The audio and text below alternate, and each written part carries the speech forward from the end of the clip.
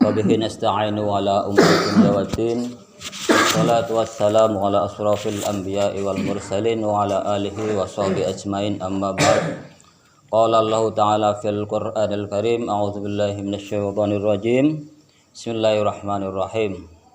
Wal 'ashr innal insana lafi khusrin illa alladzina amanu wa 'amilus solihati wa tawassaw bil haqqi wa tawassaw bis sabr.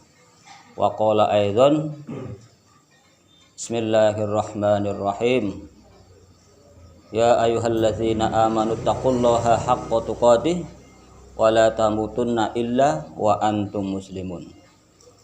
Hadirin yang dirahmati Allah Subhanahu wa taala, mari senantiasa sama-sama kita mengucapkan syukur alhamdulillah kepada Allah Subhanahu wa taala karena sampai detik ini kita masih diberi kesehatan, kesempatan, keimanan pastinya, sehingga kita bisa menghadiri adanya wirid dan kajian kita. Salawat dan salam senantiasa kita sanjungkan kepada junjungan kita Nabi Agung Muhammad sallallahu alaihi wasallam, yang senantiasa kita berharap mudah-mudahan kita tetap menjadi umatnya sampai akhir hayat kita. Allahumma amin. Hadirin yang dirahmati Allah Subhanahu wa taala, sebagaimana firman Allah, Bismillahirrahmanirrahim, wal 'asri ila akhirih. Demi waktu sesungguhnya manusia itu dalam keadaan kerugian. Illal ladzina amanu, kecuali orang-orang yang beriman, wa amilus solihati, yang mengerjakan amal-amal soleh, wa tawassaw bil haq, dan saling menasihati dengan kebaikan atau kebenaran, dengan bisobri, dengan sabar, wa tawassaw bil haqqi wa tawassaw bis sabr, dan saling menasihati dalam hal kebenaran dan saling menasihati dalam hal kesabaran. Alhamdulillah pada malam hari ini kita masih bisa berkumpul bersama, dan mohon izin kepada orang tua kita Pak Rambe dan keluarga besarnya, bahwa sesungguhnya untuk perwitan kita ini orangnya orang biasa-biasa aja. Tidak ada yang jebolan pondokan Gontor atau dari mana. Cuman kewajiban kita adalah saling menasihati dalam hal kebaikan dengan sabar. Jadi bukan masalah ustadz atau gimana, tapi setiap kita itu punya kewajiban untuk saling menasihati. Agar apa? Agar kita tidak termasuk orang yang merugi. Sebagaimana Allah katakan, wal 'asri innal insana lafi khusrin, demi waktu sesungguhnya manusia itu dalam keadaan kerugian. Jadi untuk kita semua hendaknya kita bisa memanfaatkan waktu sebaik mungkin dengan cara yang baik, dengan cara yang hak, agar kita senantiasa bisa mengurangi atau bisa menghindari, agar kita bukan termasuk orang yang merugi. Kemudian, ya ayyuhalladzina amanu taqullaha haqqa tuqatih wa la tamutunna illa wa antum muslimun. Allah juga berfirman, wahai orang-orang yang beriman, janganlah kalian mati dalam keadaan tidak beragama Islam. Sesungguhnya mati itu kan bukan kita yang ngatur, Allah yang ngatur. Tapi setiap hari Jumat kita senantiasa diwasiatkan oleh khatib agar kita senantiasa meningkatkan iman kita, dan jangan sampai kita meninggal dalam keadaan tidak beragama Islam. Untuk itu hadirin yang dirahmati Allah Subhanahu wa taala, ayo senantiasalah kita menjaga kualitas iman kita, meningkatkan kualitas iman kita, agar mudah-mudahan kita senantiasa sampai akhir hayat kita masih beragama Islam, masih diakui sebagai umat Nabi kita Muhammad sallallahu alaihi wasallam. Pada malam hari ini saudara kita Pak Askia sekeluarga punya hajat syukur atas terbangunnya atau tercapainya cita-citanya membangun rumah kita. Jadi kita semua turut berbangga hati, turut bersenang hati atas keberhasilan saudara kita telah mewujudkan cita-citanya untuk membuat sebuah rumah. Mudah-mudahan rumah kita ini, rumah Pak Rambe ini bisa terwujud sebagaimana Nabi kita mengatakan baiti jannati, rumahku adalah surgaku. Hadirin yang dimati Allah Subhanahu wa taala. Permasalahannya bagaimana menciptakan rumah ini sebagai rumahku atau rumahku adalah surgaku. Tentunya kita hendaknya mengisi hari-hari kita, mengisi waktu kita agar kiranya rumah ini bisa bermanfaat bukan cuma di dunia tapi juga bermanfaat sampai akhirat kelak. Karena setiap harta yang kita punya, ya, setiap harta yang kita punya tentu ada pertanggungjawabannya di yaumil qiyamah. Sebagaimana seseorang yang tukang bisnis, seandainya dia pembisnis, punya uang, dia harus berpikir keras bagaimana uangnya terus bisa menghasilkan uang, bagaimana hartanya bisa berputar harta itu terus untuk mendapatkan uang. Begitu juga hendaknya setiap kita, ya. Kalau kita bukan pembisnis tapi setiap kita adalah orang Islam, setiap kita yang hadir di sini adalah seorang mukmin yang mudah-mudahan setiap amal kita diterima oleh Allah Subhanahu wa taala. Kita juga hendaknya berpikir bagaimana harta kita yang kita punya hendaknya bisa menjadi sebuah amal kebaikan. Misalnya kita punya mobil, bagaimana dengan mobil ini bisa mendatangkan pahala. Kita mempunyai rumah, bagaimana rumah ini bisa mendatangkan pahala karena rumah. Bagaimana kita mempunyai Honda, bagaimana caranya Honda ini bisa menghasilkan pahala dari Honda tersebut.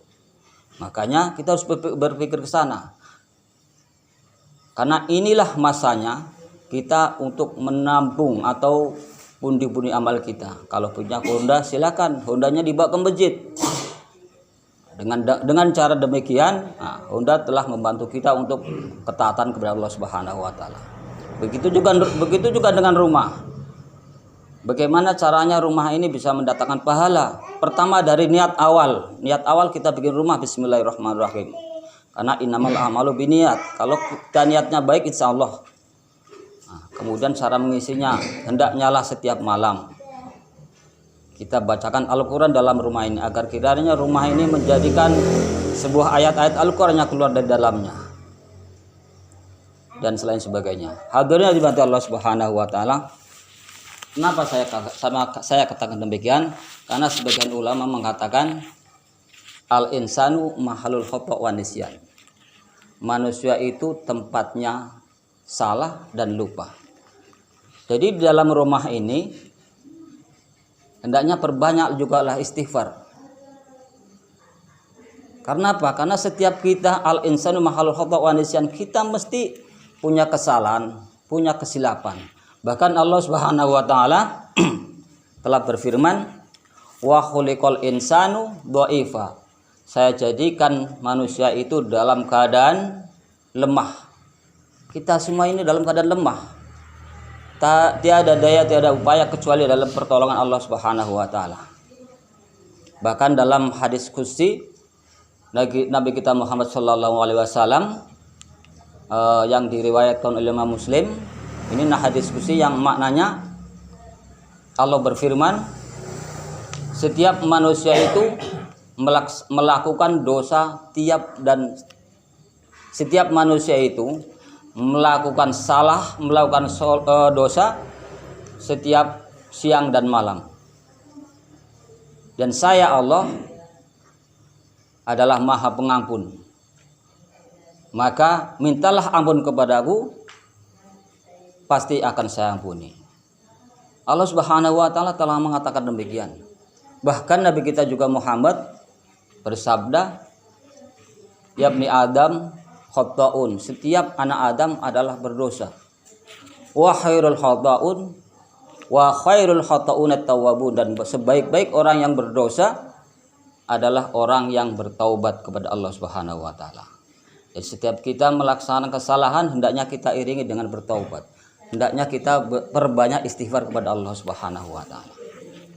Selanjutnya, apakah cuman ketika kita melaksanakan salah, apakah cuman ketika kita melakukan dosa ketika itu pula kita beristighfar kepada Allah Subhanahu wa taala. Saudaraku, tidak demikian. Para alim ulama ada yang mengatakan anna taubata tangqasimu qismaini. Sesungguhnya taubat itu terbagi dari dua bagian. Anna taubata tangqasimu qismaini. Sesungguhnya taubat itu terbagi dari dua bagian. Yang pertama, taubatan minadz-dzunubi wa maksiat. Yang pertama, taubat dari dosa-dosa kita dan dari maksiat yang kita lakukan. Kemudian yang kedua, taubat min tarki hasanah. Taubat dari meninggalkan kebaikan. Jadi bukan karena kita melakukan salah, bukan karena kita melakukan dosa baru kita berdoa, baru kita bertaubat. Tapi hendaknya pun kita bertaubat dari meninggalkan perbuatan-perbuatan baik. Hendaknya kita bertobat dari meninggalkan ketaatan kepada Allah Subhanahu wa taala. Misalnya kita merasa, kok selama ini saya tidak ke masjid, ya astagfirullahaladzim, untuk boleh besok saya ke masjid. Jadi kita bertobat atas kekurangan kita. Kita bertobat atas tertinggalnya ketaatan kita kepada Allah Subhanahu wa taala.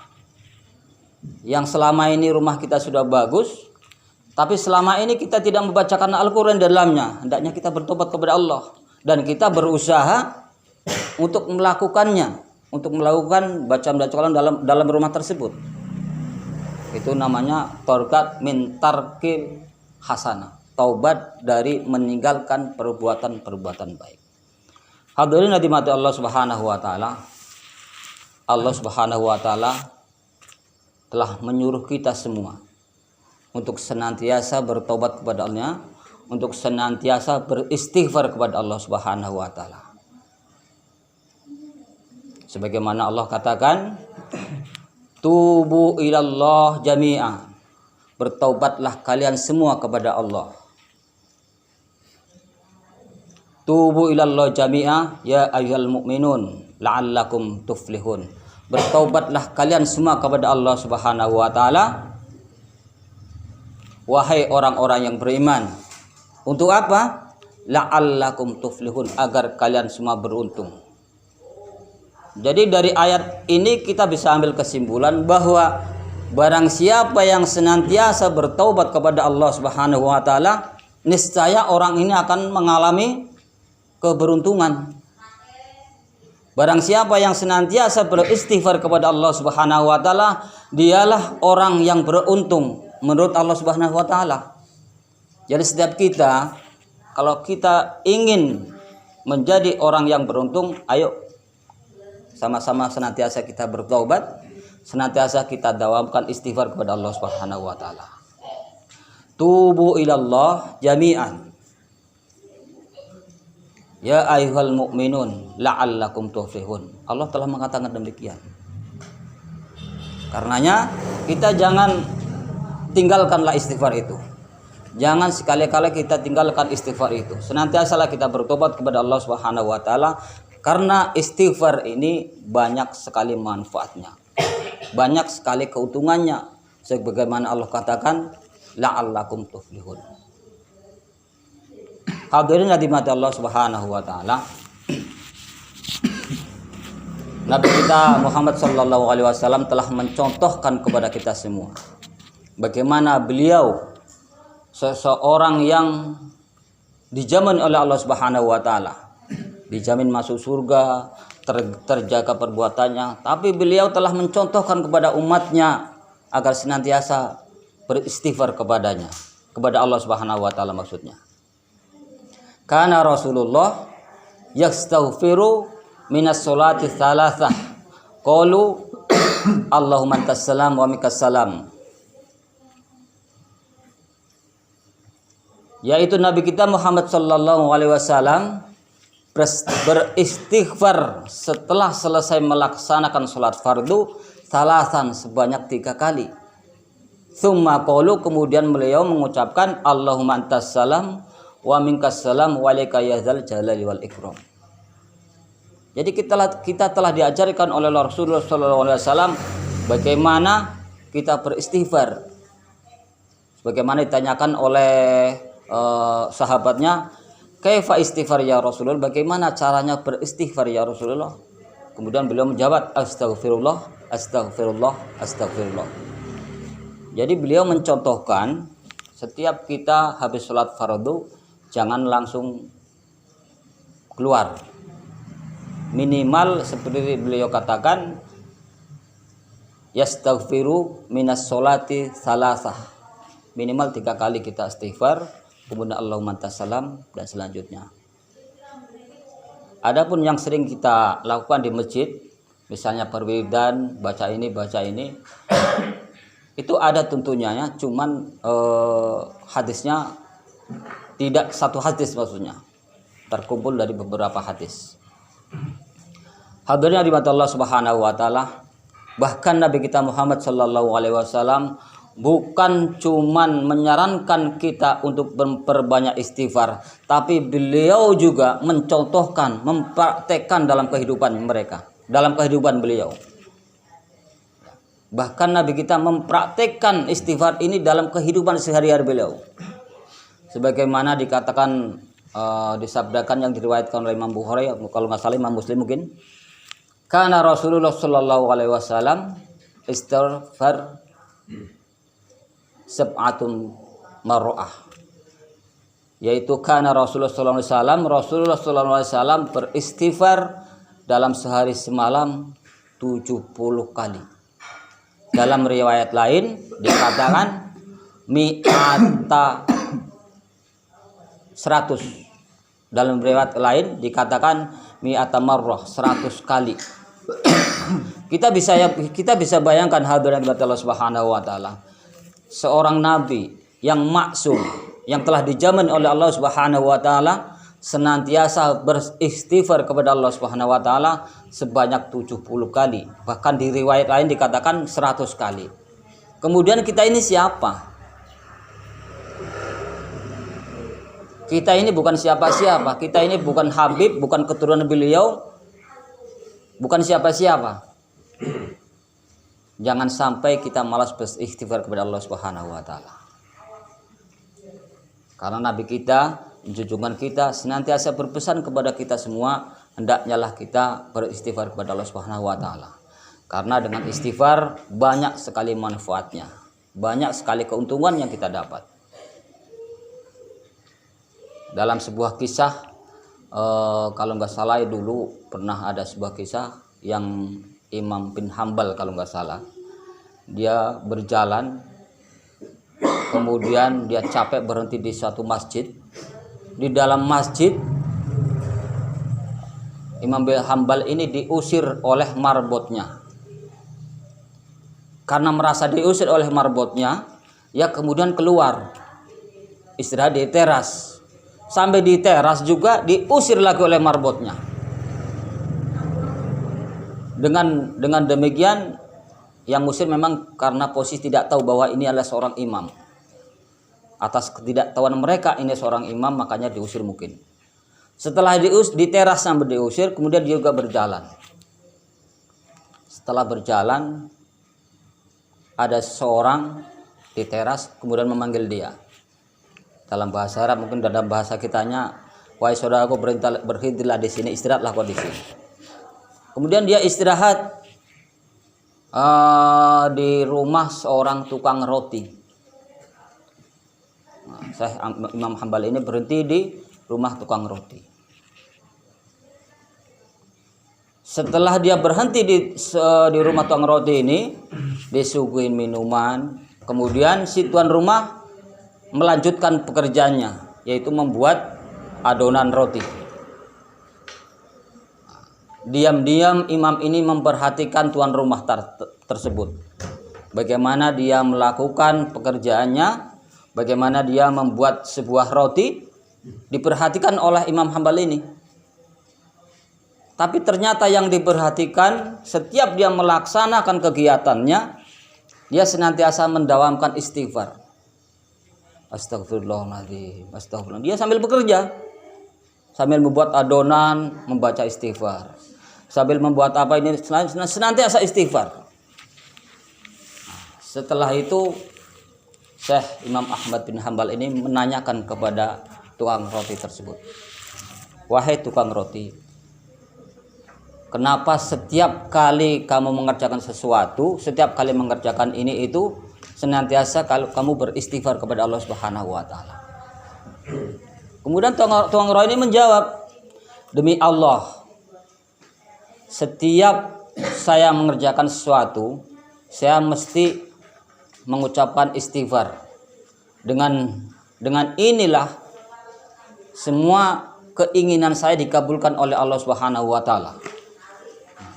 Jadi dia merasa setiap keinginannya dikabulkan oleh Allah Subhanahu wa taala dengan jalan dia senantiasa beristighfar kepada Allah Subhanahu wa taala. Tapi hanya satu ya Syekh yang belum dikabulkan oleh Allah Subhanahu wa taala.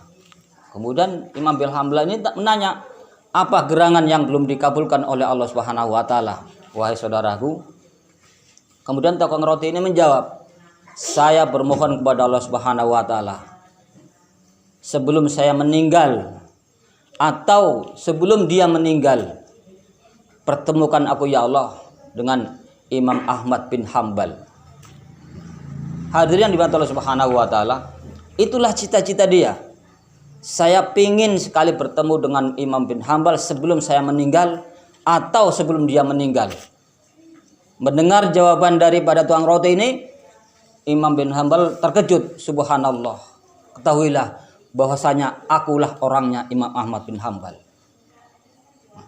Hadirnya di mata Allah Subhanahu wa taala, banyak sekali keuntungan-keuntungan senantiasa kita beristighfar kepada Allah Subhanahu wa taala.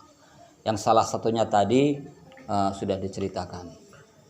Kemudian dalam Al-Qur'an juga banyak kali kita jumpai keuntungan istighfar, bagaimana ketika Nabi Nuh alaihissalam diajarkan oleh Allah Subhanahu wa taala senantiasa beristighfar, juga demikian.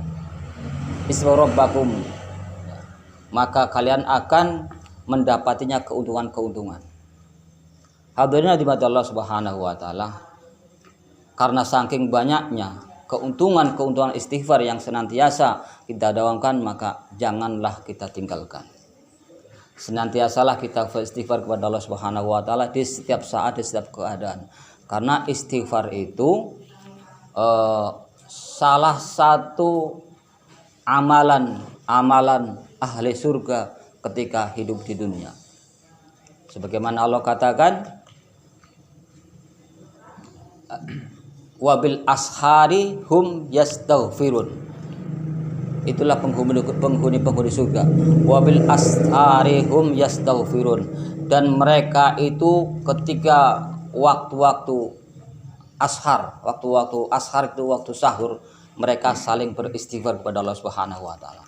Jadi ketika malam kita habis sholat tahajudkah atau habis sholat sunnahkah, sambil menunggu waktu sholat subuh, silakan perbanyak istighfar. Karena inilah sebuah amalan ahli surga ketika hidup di dunia. Begitu banyak sekali keuntungan yang bisa kita dapatkan. Hadirin di Allah Subhanahu wa taala, mungkin sedikit itu yang bisa saya sampaikan, agar kiranya kita senantiasa bersyukur kepada Allah Subhanahu wa taala. Dengan rasa syukur ini, kemudian kita senantiasa beristighfar kepada Allah Subhanahu wa taala. Karena dengan istighfar itu bisa menutupi kekurangan kita. Allah mengatakan fastaqimu wastaqimu alaikum wastaghfiru. Jadi beristiqomahlah kalian semua dalam hal kebaikan, wastaghfiru, dan memohon ampunlah kepada Allah Subhanahu wa taala. Maknanya apa? Allah menginginkan kita istiqomah, tapi senantiasalah kita beristighfar. Jadi ibadah kita yang senantiasa kita lakukan setiap hari, bahkan mungkin dia sholat, itu puasa, berangkat ke masjid, itu tidak luput dari kekurangan, tidak luput dari kesalahan. Karenanya diiringi wastaghfiru, maka bertaubatlah, maka beristighfarlah kalian kepada Allah. Karena istighfar ini bisa menutupi kekurangan kita. Jadi setiap kita, kenapa demikian? Karena memang sudah tercatat al-insanu mahalul khata wa nisyan. Nabi kita juga mengatakan tadi, sesungguhnya Bani Adam itu banyak melakukan kesalahan. Jadi untuk itu mari sama-sama senantiasa kita jangan meninggalkan istighfar kepada Allah Subhanahu wa taala. Alhamdulillah Allah Subhanahu wa taala, mungkin itu yang bisa sampaikan. Selanjutnya kalau masih belum mau menambah silakan, kalaupun apa langsung aja doa. Banyak khilaf, banyak salah. Saya mohon maaf yang sebesar-besarnya kepada Allah Subhanahu, mohon ampun kepada Allah Subhanahu wa taala, dan kepada hadirin mohon maaf yang sebesar-besarnya. Sekian. Assalamualaikum warahmatullahi wabarakatuh.